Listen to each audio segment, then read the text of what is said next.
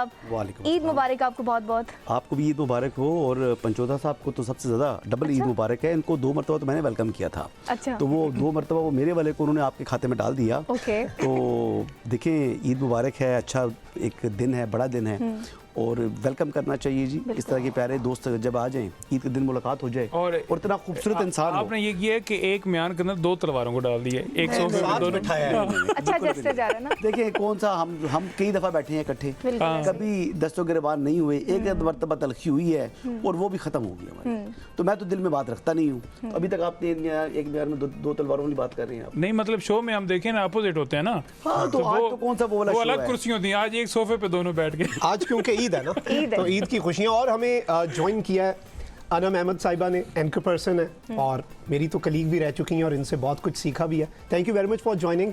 ईद मुबारक। ईद मुबारक शहाब आपको, ईमान आपको और आपके सारे देखने वालों को मेरी तरफ से बहुत बहुत ईद मुबारक। और आपको देख के बड़े अरसे के बाद मुझे बड़ा अच्छा लगा। Thank you, thank you. और इसी के साथ हमें ज्वाइन किया है शरोज ने, मिमिक्री आर्टिस्ट हैं, आप सभी जानते हैं, इनको देखते भी हैं। अस्सलाम वालेकुम शरोज, ईद मुबारक। बहुत बहुत ईद मुबारक आप सबको भी। वालेकुम सलाम। आपकी पूरी जो टीम है सबको ईद मुबारक। और ये शरोज की तरफ से थी ना, ये शरोज की आवाज़, अभी तक शरोज की आवाज़ एज ऑफ येट। और हमें प्रोग्राम में सुरों से इस पूरे प्रोग्राम में जान बिखेरेंगे हनान अशरफ ने भी ज्वाइन किया। Thank you very much Hanan for your time. गुफ्तगू का सिलसिला बिल्कुल शुरू करते हैं। पंजोता साहब, ईद बचपन की कैसी थी और अब कैसी है? देखिए, बचपन की ईद उस वक्त थोड़ी ज़्यादा एक्साइटमेंट भी होती थी। कपड़े दर्जी के पास, कौन सा दर्जी, किधर से कॉटन का सूट लेना है, वाशन वेयर लेना है, बोस की ज़रा नीचे खेड़ी होगी, क्या होगा, एक पूरा वो होता था। लेकिन अब तो वो चीज़ें ख़त्म हो गई हैं। हुण तो पुराने सूटों की गुजारा, बस ये होता ही नहीं है कि बस ठीक है पहन लेंगे और हो जाएगी। ईद के ऊपर जो है वो ज़ाहिरी बात है, अब ये ख़ास तौर पर 2-3 ईदें ऐसी गुजरी हैं। खान साहब जेल के अंदर हैं, तो वो ज़ाहिरी बात है हमें ईद का मौका या कोई भी इस तरह खुशी का इवेंट आता है तो खान साहब को मिस करते हैं कि वो हों, तो खुशियाँ दोबाला हों। हल्के की आवाम जो है, हल्के के लोग इलेक्शन लड़ने के बाद वो डेरे के ऊपर आते हैं और दिन ऐसे ही मसरूफ़ गुजरता है। और दूसरे दिन भी यही इसी तरह से लोग आते हैं और 3 दिन हल्के के लोग ही आते रहते हैं। फैमिली के लिए बड़ा टाइम कम हो गया।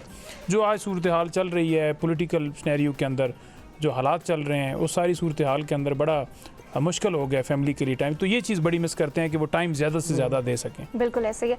हसन साहब, आपकी ईद कैसे गुजरती है, क्या मसरूफियत रहती है आपकी ईद पे? देखिए, पहले तो नमाज़ पढ़ता हूँ। पता नहीं पंजोता साहब ने बताया नहीं, जिक्र नहीं किया नमाज का। क्या बात है यार? नहीं बिल्कुल जी, नमाज क्या बात है?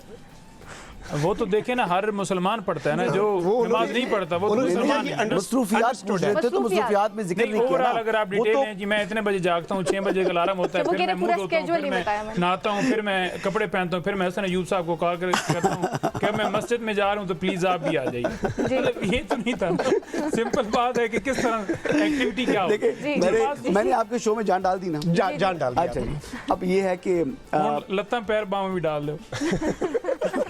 आपकी क्या मसरूफियत है? होता ही है जी कि सबसे जो मेरे लिए अब फिर टास्क होता है, वो छोटी बेटी है मुनीसा, उसको उठाना फिर मस्जिद लेके जाना। मतलब बेटा तो है वो बड़ा उठ जाता है, थोड़ा समझदार है, लेकिन हमारी तो ख़वातीन जाती हैं मस्जिद में और ख़वातीन का अलग सेक्शन है, मस्जिद अयूब है, मेरे दादा के नाम पर मस्जिद है वो। और उसमें होता ही है कि अलग उनकी एंट्रेंस भी अलग होती है ख़वातीन की, लेकिन जमात वो इमाम साहब के पीछे ही पड़ी जाती है, एक ही खुतबा होता है और उसमें बेटी को उठाना बड़ा मुश्किल काम है, उठती नहीं है। और उसको उठाने के बाद फिर मस्जिद के लिए तैयार कराना, नहलाना, फिर थोड़ी बहुत ही माँ गुस्सा करती है उनकी, तो मैं उसको कहता हूँ ये गुस्सा ना करो, अब ये दिन बच्चों का है, इनकी मनमानियाँ करने दो। और ये है कि जाते थोड़ा सा जो है ना डाउन स्लो है, लेकिन वापसी पर बच्चों की जो है ना एनर्जी पूरी भरी हुई होती है। फिर बच्चों के साथ बैठना, दादी भी साथ होती है उनकी, वालिद साहब तो मेरी दुनिया में नहीं रहे, बड़ा भाई है, हम दोनों भाई रहते हैं। I live in a village Fatehjang road के ऊपर, I live in a farm house basically. तो वहाँ पर एक हमारी अपनी दुनिया है जी, और लोग आते हैं, तकरीबन 1000 से 1500 के करीब लोग हर ईद पर मेरे वालिद साहब के ज़माने से आते हैं ईद मिलने के लिए इलाके के। और ये है कि भाई तो मेरा जो है वो सुबह बेचारा बाहर जाता है, पहले वाले साहब होते थे तो रात गए तक मेहमान वो आते तो हैं, सियासत एक बंदे भी का देख रहे होते हैं, तो तो सियासत की वजह से ही ना जी। जी। और लेकिन हमारी सियासत थोड़ी मुख्तलिफ किस्म की है। ओके। ये सियासत नहीं है, ये बेसिकली लोगों के साथ एक मेल जोल है, एक राह रस्म है, एक ताल्लुक है। ये ज़ाती ताल्लुकात के ऊपर बेस करता है, ये नजरियाती नहीं है, ये ज़ाती ताल्लुक होता है। उसमें मैं एग्जांपल देता हूँ कि अगर वो मिसाल के तौर पर आज मुस्लिम लीग नवाज में है, अगर वो इंडिपेंडेंट भी हो तो वो लोग साथ ही हैं, अगर वो लोग वो किसी और पार्टी में भी हो तभी वो साथ हैं। अब आप समझ रहे बात? तो ये वो ज़ाती हैसियत वाले लोग हैं। लेकिन अब जैसे आई डोंट नो कि पंचोता साहब खुद सियासतदान हैं, इनकी क्या सिस्टम चलता है देहातों में। कुछ थोड़ा बहुत नजरियाती होता है, ज़्यादा वोट बैंक ज़ाती ही होता है, और वो ज़ाती वोट बैंक के ये अपने ज़ाती ताल्लुकात के ऊपर, मरने जीने के ऊपर, लोगों की गमी शादी के ऊपर या लोगों के साथ थाना कचहरी के ऊपर वो बेसिकली आपका एक बॉन्ड बनता है और रिश्ते बनते जाते हैं। और एक इंटरेस्टिंग बात ये है कि जो आपका मुखालिफ है उसका मुखालिफ ऑटोमेटिकली वो आपका साथी बन जाता है। एग्जैक्टली। ये वहाँ पर एक धड़ा जिसे कहते हैं धड़ा, ये धड़े की सियासत होती है, ये ताल्लुक होता है। बिल्कुल। अच्छा, पंजोता साहब ने कहा कि उनकी पिछली 2-3 ईदें जो हैं वो बड़ी थोड़ी सियासत और खान साहब के जेल में होने की वजह से अफेक्ट भी हुई हैं। आपकी भी होती हैं, आपको याद आती है? देखिए बात यह है कि ईद उल फितर ये वो दिन है जो कि यानी नबी करीम सल्लल्लाहु अलैहि वसल्लम के वसाल के बाद भी हम मुसलमान ये खुशी मनाते हैं, ये रमज़ान मुबारक की खुशी मनाते हैं आप। ये तो बड़े बड़ी सहाबा कराम दुनिया से चले गए, ठीक है, जो उनकी के सामने तो हमारी कोई हैसियत नहीं है। तो ये तो अल्लाह के अहकामात हैं जिसके ऊपर आप ये खुशी मनाते हैं। ये खान साहब तक तो उसको आप नहीं कर सकते, क्लब नहीं कर सकते। हुकूमत गई तो फिर तो शायद हो जाए। हुकूमत भी जाए जी, हुकूमत जाए, हुकूमत की क्या अहमियत है? हुकूमत की कोई अहमियत नहीं है। ये अल्लाह का कानून है, ये अल्लाह का दस्तूर है, ये शरीयत मोहम्मदी है, इसके मुताबिक आपने चलना है। और ये ईद उल फितर क्या है? ये रमज़ान अल मुबारक की इबादत की खुशी में कि आपको अल्लाह ताला ने रमज़ान मुबारक का मुकद्दस महीना दिया जिसमें आप अपने गुनाह बख्शवा सकते हैं, तो उसके लिए ये अल्लाह ताला ने दिन रखे। और फितराना आप इसलिए अदा करते हैं कि जो लोग इस दिन अपनी खुशियां नहीं मना सकते उनको भी आपने सपोर्ट करके तो तमाम कम्युनिटी बेस्ड आपने इस खुशियों को रखना है। बिल्कुल। तो ये इसके पीछे जो है वो विजडम है। बहरहाल इस विजडम को लिमिट नहीं कर सकते इमरान खान साहब का या उनकी जेल के साथ। ठीक है, अनम से ਤੁਸੀਂ ਨਾ ਕਰੋ ਨਾ, ਅਸੀਂ ਕਰ ਰਹੇ ਹਾਂ ਨਾ जी।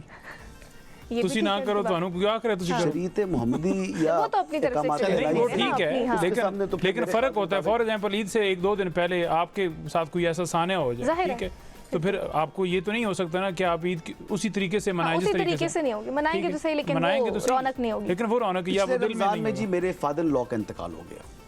वो 2-3 माह बड़ी क्रिटिकल रहे, आईसीयू में रहे, और यहाँ पर ही आपके साथ ही एक हॉस्पिटल है उसमें वहाँ हॉस्पिटलाइज रहे, यहाँ पर एडवांस नाम है हॉस्पिटल का। और काफ़ी उनकी क्रिटिकल सिचुएशन रही। मेरी मिसेज भी बड़ी मतलब वालिद के साथ लगाव होती है बेटियों का, तो वो बड़ी मतलब कहते हैं ना कि शैटर्ड थी।